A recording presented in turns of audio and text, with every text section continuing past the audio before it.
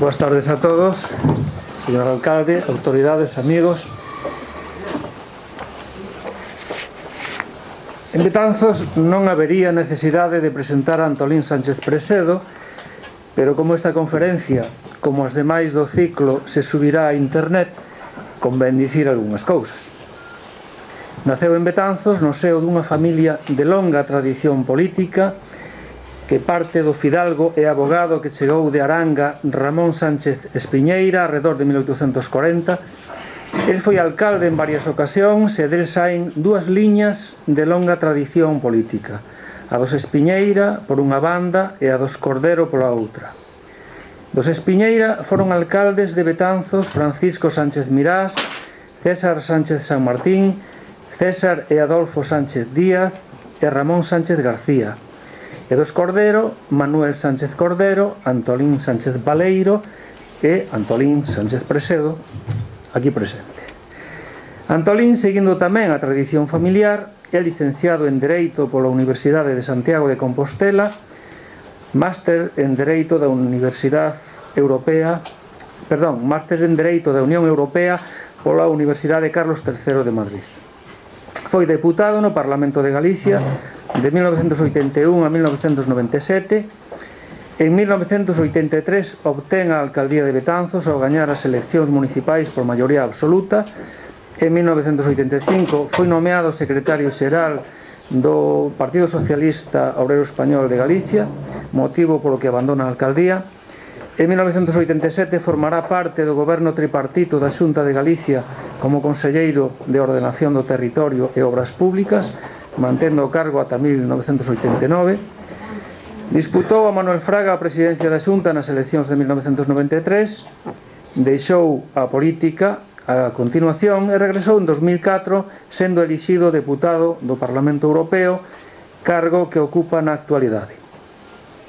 A súa presenza aquí, pechando o ciclo, responde a dúas consideracións.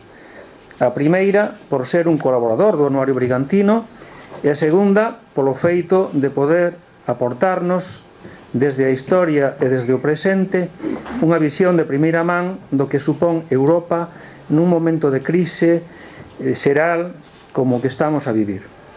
O título da súa conferencia é Europa, problema e solución. Ten a palabra.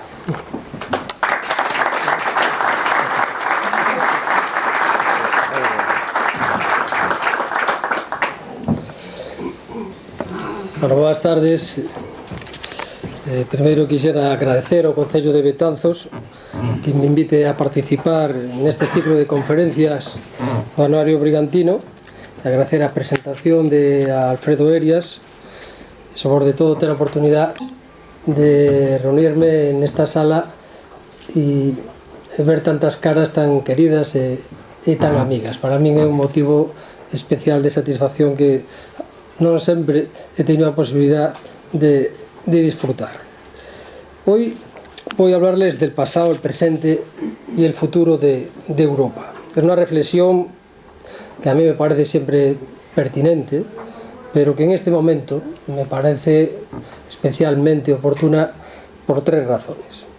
La primera afecta al pasado. El próximo año se va a cumplir un siglo desde que comenzó en nuestro continente la Primera Guerra Mundial, y me parece una buena fecha de referencia para realizar una mirada retrospectiva a la evolución europea. La segunda afecta al presente. Nos encontramos en medio de una profunda crisis, con unos indicadores de opinión pública que reflejan un enorme desapego de la política y un importante pesimismo sobre el futuro de la Unión Europea. Y es lógico plantearse qué está fallando y cómo invertir esta situación. Y la tercera se refiere al futuro. El próximo año se celebran las elecciones al Parlamento Europeo. Es razonable que se comience a sensibilizar a nuestros ciudadanos sobre lo que está en juego. Sin embargo, hay una urgencia más profunda. El mundo está en un proceso vertiginoso de transformación que es preciso descifrar para jugar bien nuestras bazas. Esta será probablemente la última década en que los países avanzados, las democracias más consolidadas dispondrán de hegemonía económica en el mundo. El balance de poder está cambiando y desplazándose hacia Asia. Y es razonable que nos planteemos cómo preservar nuestra autonomía, lo que es lo mismo, cómo ser relevantes y atractivos en el mundo que viene. Y el tiempo, pues evidentemente, pues como decían los latinos, el tiempo corre y no se detiene. Europa pues no ha existido siempre, ni siquiera como realidad física. Hubo un tiempo, y suelo decirlo cuando voy a los centros educativos, un tiempo cósmico y geológico anterior. Si nuestro planeta hubiera comenzado a formarse hace un año, nuestro continente habría aparecido en su configuración actual en el último segundo. Hoy ocupa el 2% de la superficie y el 6,8% de las tierras sumergidas de nuestro planeta. La presencia humana es muy posterior, aunque hay una constancia de ancestros del género humano desde hace 1 millón de años. La especie Homo sapiens no comenzó a colonizar Europa hasta hace 45.000 años, podríamos decir casi anteayer. Hoy la población europea es algo más de 502 millones, el 7,3% de la población mundial, y la edad media cercana es de 41 años. Esa sería la imagen de un europeo medio, una persona de 41 años. Sobre el nombre de Europa hay un mito clásico, el Rato de Europa, motivo de abundante inspiración artística. Europa era el nombre de una bellísima princesa fenicia, de la que Zeus se enamoró. Y para atraerla, cuando se encontraba en una playa a la orilla del Mediterráneo, adoptó la forma de un toro manso y hermoso, a la que la princesa se subió. Momento que se introdujo en el mar con la princesa a lomos y la llevó hasta la isla de Creta. A las orillas de la playa todos llamaban Europa mirando hacia nuestro continente, y ahí está el mito del Rato de Europa. El vocablo Europa procede de una raíz semítica, la raíz es RB, que en sirio dio ir y en arameo ereb, cuyo significado es ponerse al sol y alude a las tierras occidentales del mundo clásico. En árabe, el Magreb también significa occidente y que tiene la misma raíz que tiene Europa. En el siglo VI a.C., Hecateo de Mileto contrapone Europa con Asia, Erebos, que es occidente, y el oriente. Pues si seguimos el mito, pues veremos que España pues representa el toro y Galicia pues es la parte más occidental de España, sería por lo tanto la parte más europea de Europa. En una conferencia titulada Una comunidad apasionada, que pronunció en 1918, el escritor austríaco Stefan Zweig afirmaba que la verdadera unidad política e intelectual de Europa, la historia universal, comienza en Roma, el Imperio Romano. Lo original del dominio romano no se basaba en la potencia de las armas, esa no era la finalidad esencial. Estaba al servicio de una organización inteligente del mundo, o lo que es lo mismo, de una idea de civilización. Los habitantes de los distintos pueblos europeos, también los de la provincia de Galaecia, que existió en el Imperio Romano, llegaron a compartir una red de calzadas, una lengua franca, el latín, y una misma ciudadanía romana. Por lo tanto, tenemos un precedente de lo que hoy es la ciudadanía europea. Cuando en el año 476 de nuestra era cae el Imperio Romano de Occidente, las nuevas unidades políticas que permanecieron unidas en torno a la religión católica. Y una de las primeras unidades políticas que se formó en Europa fue el Reino Suevo de Galicia, como muchos saben. Pues bien, la religión católica fue, con la teoría de las dos ciudades, Roma desaparece y es la unidad espiritual en torno a la religión católica durante más de 1000 años, y en esta época es cuando se forja la visión medieval de Europa.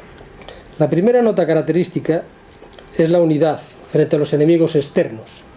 En la crónica anónima de la batalla de Poitiers, en 732, se denomina europenses a los soldados de distintas procedencias que ganan la batalla a los musulmanes. La segunda es la conexión con el mundo clásico, la coronación de Carlomagno en el año 800 como emperador y la restauración en el siglo siguiente del Sacro Imperio Romano Germánico, lo que buscaban era legitimar la idea medieval de Europa enlazada en el pasado romano, en cierto modo resucitar la idea romana de imperio.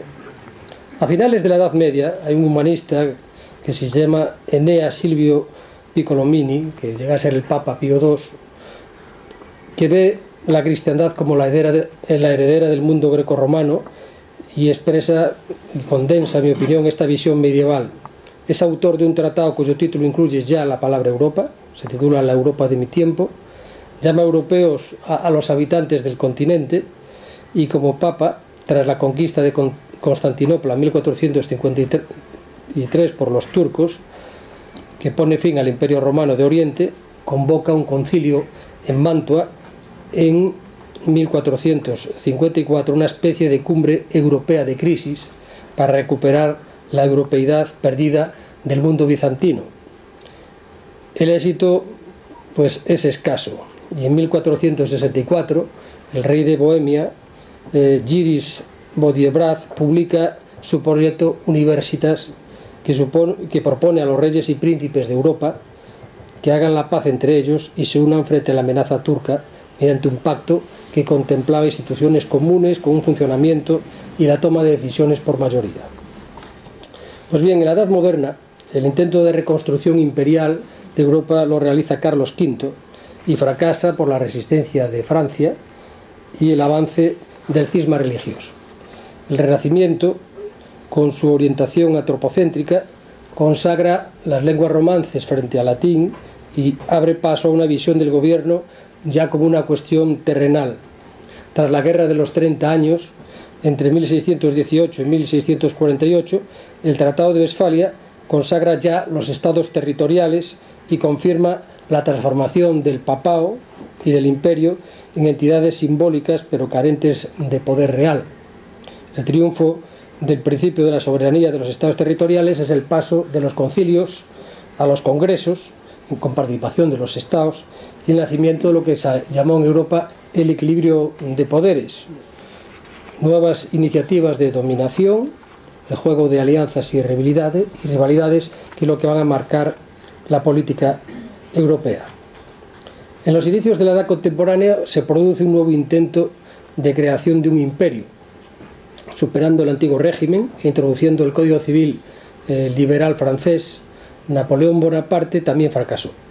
Al final de las guerras napoleónicas, el Congreso de Viena, de 1814 y 1815, restableció el absolutismo y continuó con las conferencias diplomáticas, pero no consiguió mantener a la raya ni el auge de los nacionalismos, ni las ideas liberales y socialistas que provocaron las revoluciones en Europa de 1830 y 1848. El término Estados Unidos de Europa, siguiendo la estela que llegaba desde el otro lado del Atlántico, fue ya utilizado por Víctor Hugo en su discurso del Congreso Internacional de la Paz, celebrado en París en 1849.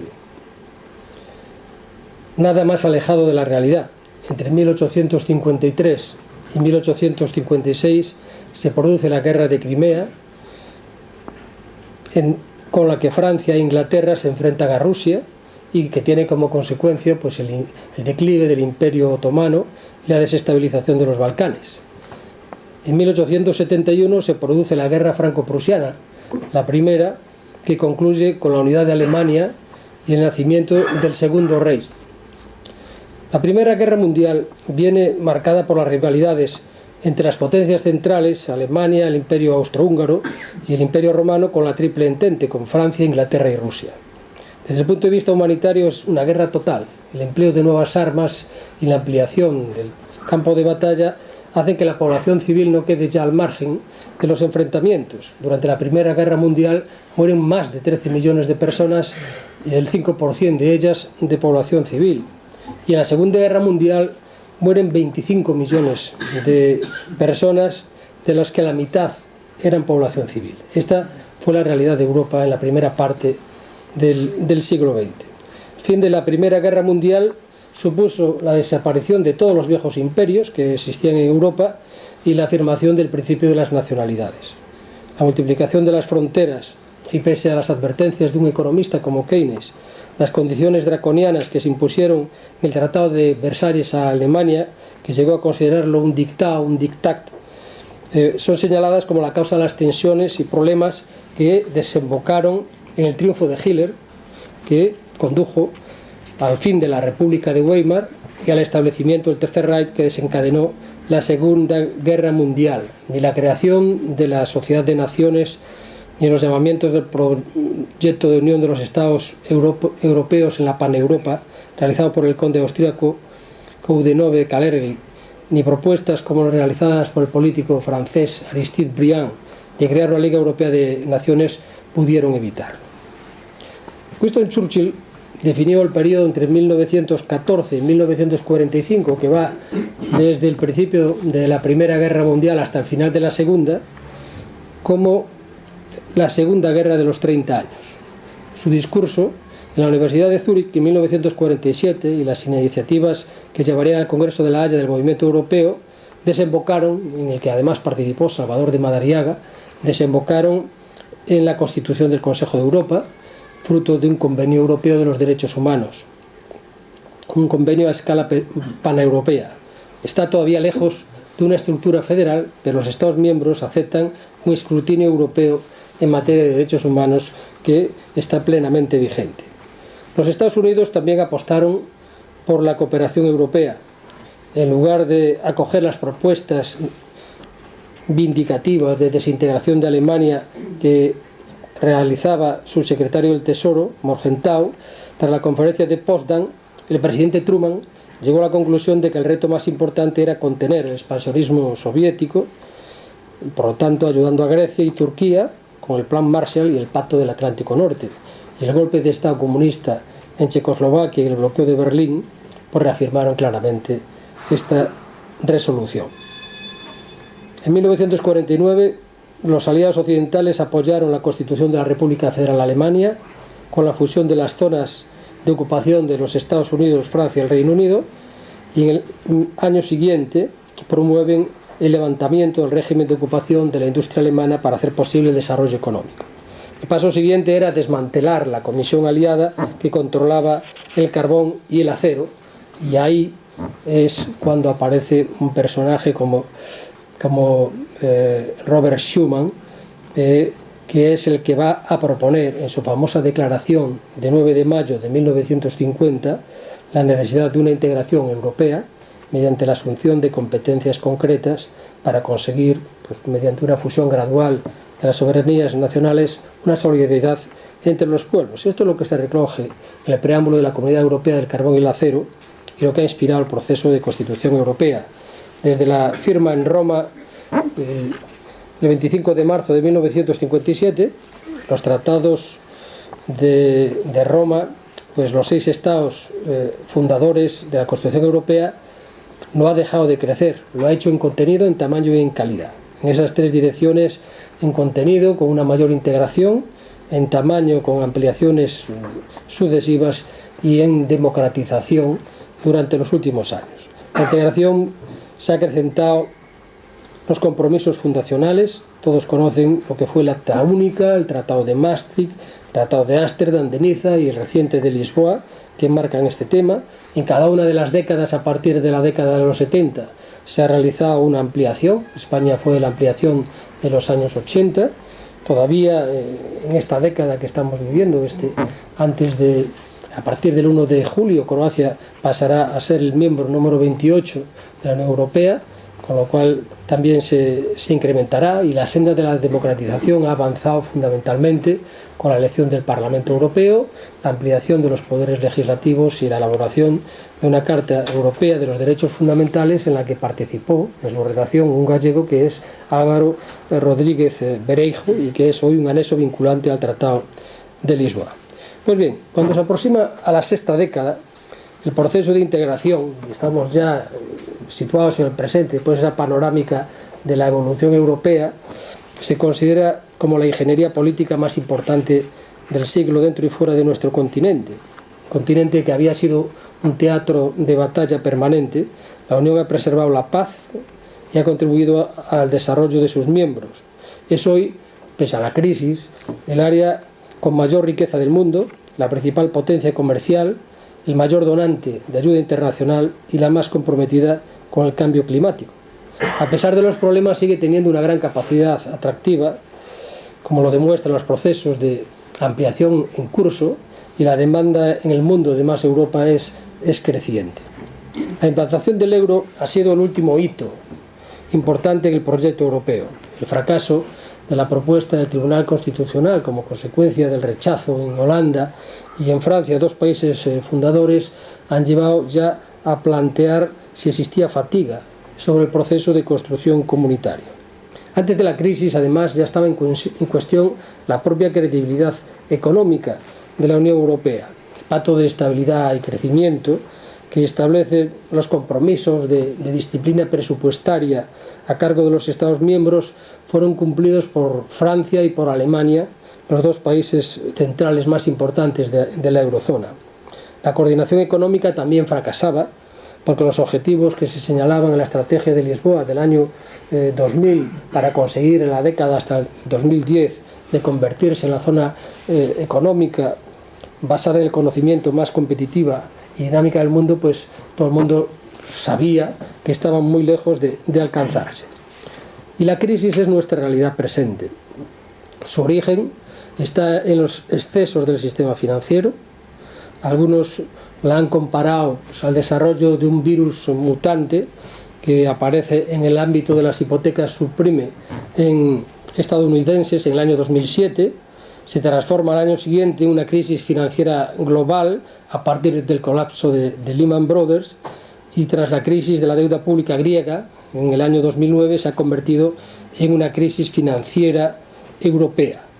Los sucesivos episodios, desde ese momento hasta el último de Chipre, son de todos conocidos. La pregunta sería, ¿por qué una crisis europea?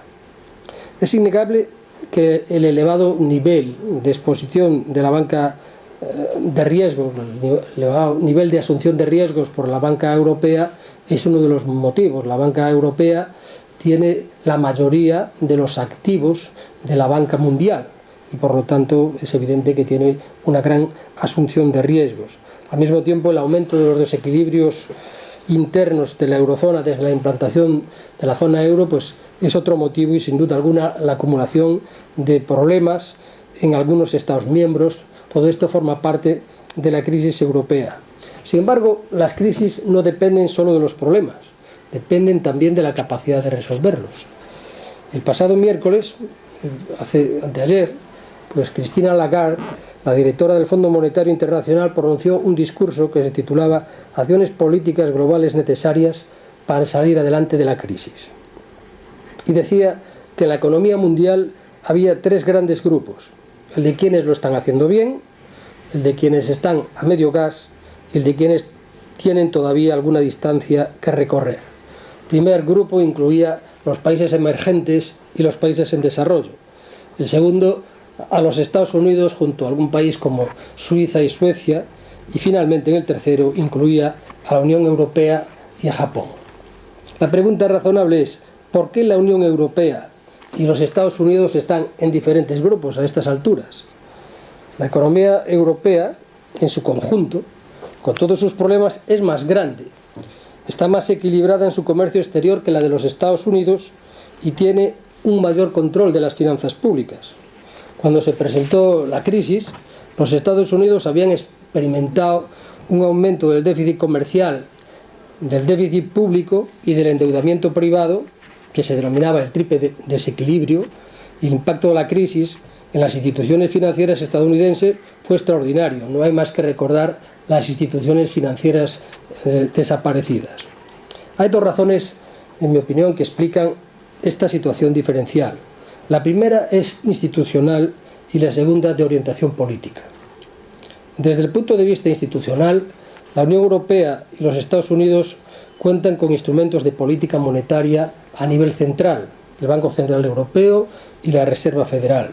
Sin embargo, no cuentan con instrumentos equiparables en el ámbito de la política económica y presupuestaria.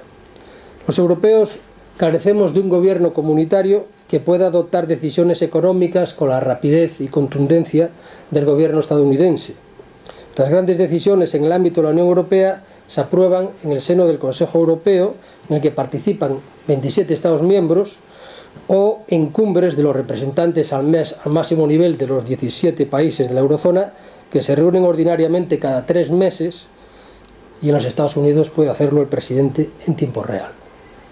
Los estadounidenses, a diferencia de los europeos, cuentan con un secretario de Estado que es el secretario del Tesoro, y disponen de un presupuesto federal que es 19 veces superior al de la Unión Europea en términos absolutos y casi 23 veces en relación al PIB.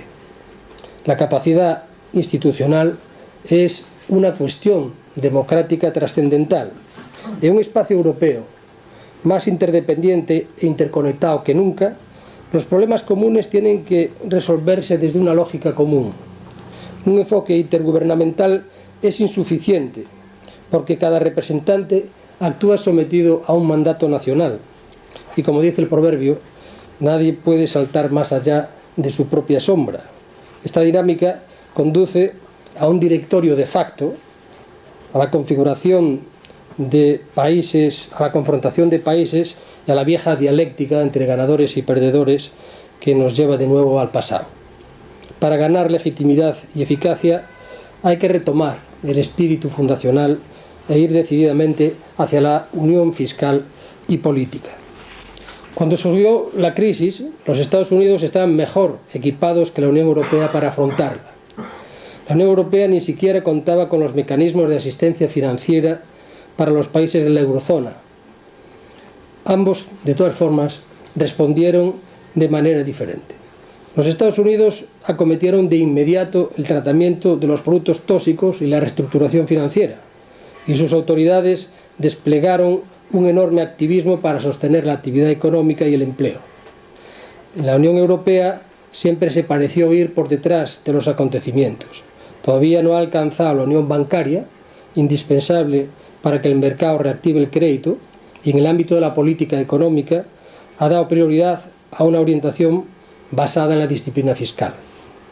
Mientras que en los Estados Unidos se lucha por evitar lo que ellos denominan el fiscal cliff, que es precipicio fiscal, lo que significa es que una reducción drástica del gasto público no produzca un desplome de la actividad económica.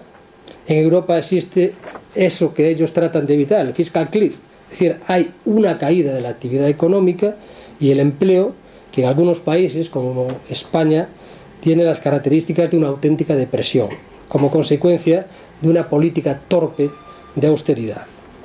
¿Tiene algún sentido aplicar una política de ajuste simultáneo, rápido e indiscriminado en todos los países, independientemente de su situación? ¿Tiene sentido hacerlo sin un marco de apoyo en la eurozona para que los países que tengan que realizar mayores esfuerzos puedan contar con estabilizadores temporales y con recursos que posibiliten las inversiones necesarias para impulsar los procesos de reforma? Yo creo que no. Resumiendo, los Estados Unidos cuentan con una capacidad institucional fuertemente orientada al crecimiento y el empleo, que necesita todavía un plan que asegure la sostenibilidad fiscal a medio plazo. Por eso seguramente está a medio gas. Si la Unión Europea no se dota de más capacidad institucional y no reorienta su política al crecimiento y al empleo, no conseguirá tampoco el equilibrio fiscal que pretende, ni a corto ni a medio plazo. Y eso es, en mi opinión, lo que explica la diferente evolución. Iniciamos el 6º año de la crisis con un saldo de 26 millones de desempleados, 116 millones de personas en riesgo de exclusión social y una previsión de crecimiento negativa. Europa se encuentra en una situación de emergencia y no parece reaccionar. Los estudios demoscópicos señalan que la desafección política de nuestros ciudadanos se expresa de 3 maneras. Una valoración muy negativa de la situación, unas bajísimas expectativas de mejora y la opinión de que el actual desempeño político es uno de sus principales problemas. Todo ello se expresa en un cierto pesimismo sobre el futuro de Europa que se detecta incluso aquí, en Galicia, una de las comunidades más beneficiadas desde su integración europea y que ha expresado siempre un gran apoyo al proyecto comunitario. Es lógico que nuestros ciudadanos se encuentren desconcertados. El pasado mes de marzo, el Consejo Europeo ha apoyado un marco financiero plurianual 2014-2020 con una reducción por primera vez